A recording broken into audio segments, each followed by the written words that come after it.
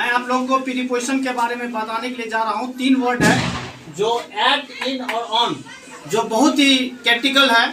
इसमें यूज में बहुत कंफ्यूजन होता है। मैं आप लोगों को आज ये पूरा कंफ्यूजन दूर कर दूंगा कि एट का और इन का, ऑन का प्रयोग किस तरीका से किया जाएगा। बहुत ही आसान तरीका से आप लोग समझ जाएंगे। थोड़ा सा मैं आप लोग का समय लेना चाहूँगा जो ध्यान से इस तरीका से बताते हैं। एट का प्रयोग, इसका for a precise time. For a precise time का मतलब ये हुआ छोटा सा समय अवधि के लिए। जैसे मान लो 24 घंटा का दिन और रात होता, उसमें हम अगर 1 घंटा की बात करते हैं, 1 मिनट की बात करते हैं, 9 बजे की बात करते हैं, तो वो छोटा सा समय होता है।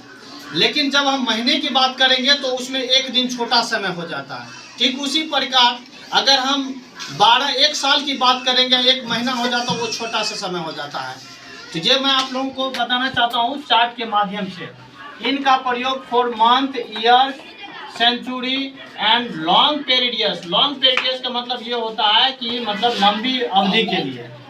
ऑन का प्रयोग फॉर डेज एंड डेट, मतलब दिन और तारीख के नाम के पहले ऑन का प्रयोग किया जाता है। मैं चार्ट के माध्यम से आप लोगों को बताना चाहूँगा। जैसे देखो एट है, एट है पेराइज टाइम, मतलब छोटा अवधि के लिए। जैसे at 3 o'clock, at 10:30 AM, at noon, at dinner time, at sunrise, at a moment, at a bed time, मतलब सोने का समय, जगने का समय, सनराइज, सनराइज, ये सब जो है मतलब इस सब समय में यूज किया जाएगा एट का प्रयोग। इन का प्रयोग किसी भी महीना, ईयर्स, उसके बाद शताब्दी, लॉन्ग पीरियड्स और लंबी अवधि के लिए अगर जब प्रयोग करते हैं तो हम इनका प्रयोग करते हैं। जैसे फॉर एग्जांपल महीना का नाम अगर रहेगा तो इनका प्रयोग करेंगे, अगर किसी ऋतु का नाम रहेगा तो उससे पहले इनका प्रयोग करेंगे, कोई ईस्वी का नाम रहे तो उससे पहले इनका प्रयोग,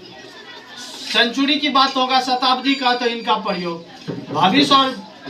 भविष्य और बीते हुए समय का बोध कराने के लिए, किसी कार्य का इंडिकेट करने के लिए उससे पहले इनका प्रयोग किया जाता है।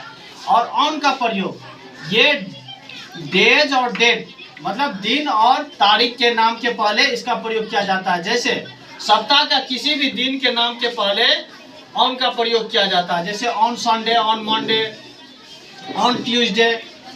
उसी तरीका से महीना का किसी भी तारीख, जैसे मंथ होता है, मंथ का अगर नाम दिया हुआ सिर्फ मंथ रहेगा, मार्च, अप्रैल, फरवरी, तो उसमें इनका प्रयोग करें। लेकिन अगर उसमें ये लगा देगा कि जैसे 4 मार्च, 5 मार्च, 2 फरवरी, तारीख उसमें इंडिकेट करेगा मंथली के साथ, तो उसमें प्रयोग किया जाएगा ऑन का प्रयोग। अगर तारीख इंडिकेट नहीं रहेगा तब कौन सी का प्रयोग होगा, तो उसमें इन का प्रयोग होगा। लेकिन जब तारीख देगा उसमें ऑन का प्रयोग करेंगे।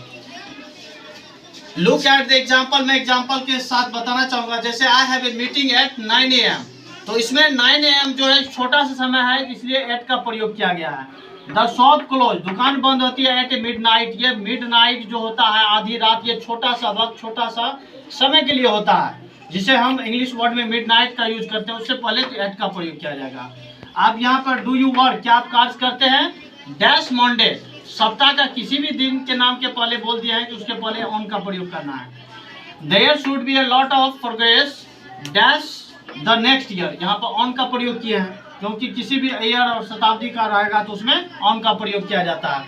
मैं ऑन के प्रयोग के बारे में एक और चीज बताना चाहूँगा कि ऑन का प्रयोग जो है किसी भी वस्तु को हम जब रखे हुए हैं या किसी वस्तु उस पर स्पर्श की स्थिति में है तो उस स्थिति में ऑन का प्रयोग किया जाता है।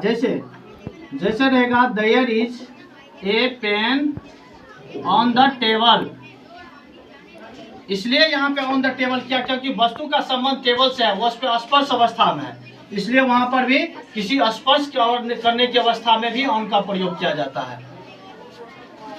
अब मैं इससे ज्यादा फिर अगले वीडियो बनाऊंगा, उसमें बताएंगे इस डिटेल। तब तक के लिए धन्यवाद।